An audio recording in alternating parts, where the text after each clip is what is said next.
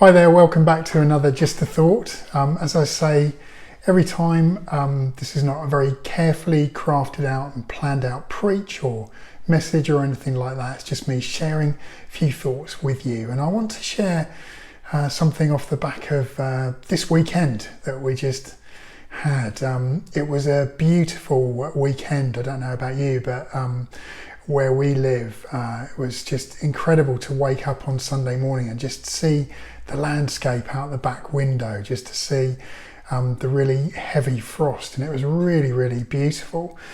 And what struck me most of all was the spider webs that there were in the back garden.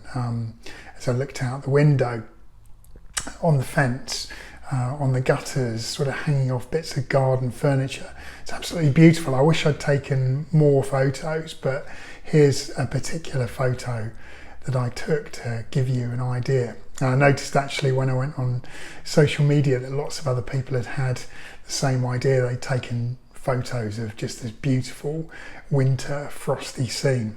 It's lovely. Now, I don't know how you feel about spiders. I'm personally not that fussed about them. It doesn't really bother me if I see a spider. Would I want them crawling all over me? Probably not. But here's a thought about spiders for you this morning, that the world's spider population consumes somewhere between 400 and 800 million tons of prey in any given year. And that's more than all 7 billion people on the planet combined. So in short, spiders could consume the whole human race if they wanted to and still be hungry. Now don't worry, out of the roughly 45,000 species of spider that there are in the world, there's only about 30 species that are actually harmful to people. So the one that's probably looking at you at the moment is probably not going to eat you. Okay, now I promise I won't say anything more about spiders on dodgy ground here. But it was the spider webs that really spoke to me. And what it was that the spider webs are always there, but it was only due to this heavy frost that actually they were illuminated, that they were visible. And when I went out later on in the day, the frost was really heavy for most of the day, but when I went out sort of late afternoon, you couldn't see the webs anymore. The temperature had changed. You could just, if you look really closely, you could see the webs where they were still a little bit wet. And it made me think about a few things. And one is that Ecclesiastes 3:11 says that God has made everything beautiful in its time. The context is of Solomon. Speaking about time, there's the well-known passage that there is a time on earth for everything. There's a time to live, a time to die, a time to plant, and a time to uproot. And these webs were so beautiful in their moment, but they weren't around for long or couldn't be visible for long. When Jesus is teaching about trusting God for the things of life, things like food and clothes, he speaks about God's provision for the birds of the air. He speaks about the beauty of the fields. There's that well-known passage, consider the lilies. He's talking about the splendour of them, that they're here today and that they're thrown out the next day. And, it's saying how much more does God care for us? That if God cares so much about something that's so temporary, and we can have confidence that he will care for us, that he will always care for us. Psalm 149 says that he makes the humble beautiful with salvation. And that's a salvation that's not temporary, but that lasts forever. And the second thing it made me think about is that spider webs are always there outside, but we don't usually see them. They're not revealed unless you have something like this frost, which really revealed them and you couldn't miss it. And it's a simple thought that just because we can't see God, it doesn't mean that he's not there. Just because we can't see what he's doing, it doesn't mean that he's doing nothing. The promise of God to his faithful people is I will be with you. We have the promise to Joshua in Joshua 1:9. The Lord your God will be with you, will go with you wherever you go. Psalm 46, which of course we've heard quoted a lot during this time, that God is an ever-present help in times of trouble.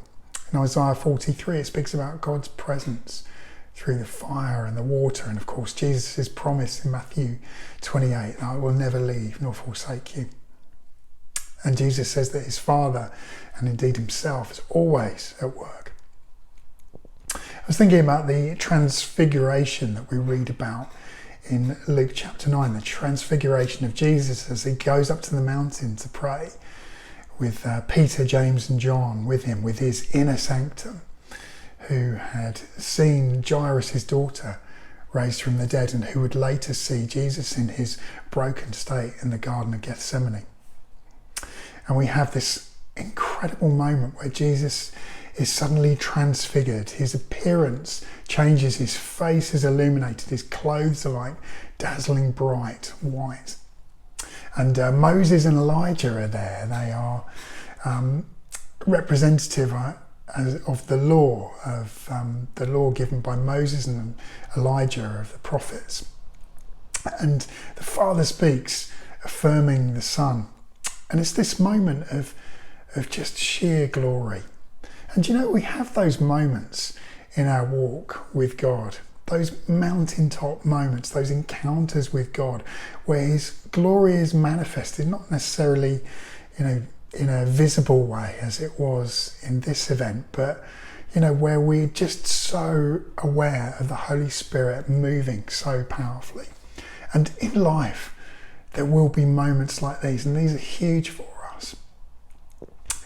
But when we can't see it, when we can't see that glory of God, and we can't have that sense that the Holy Spirit is moving so powerfully, a bit like those spider webs when the frost melts, Jesus is still there.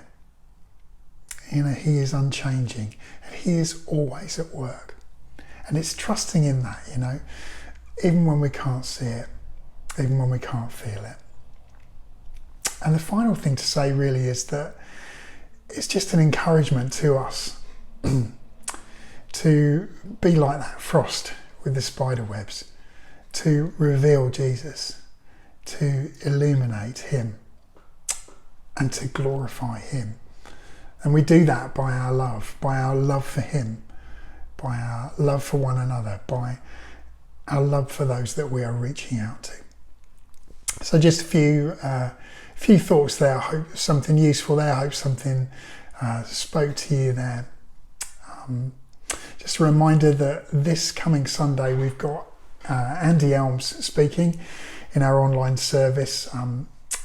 Such a powerful and important message. I really encourage you to be watching on Sunday morning for that.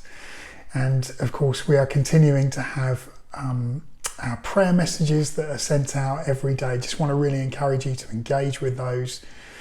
And of course we will be sharing our vision in a couple of weeks' time for 2021. I want you to really be expectant for that, to be in prayer for that.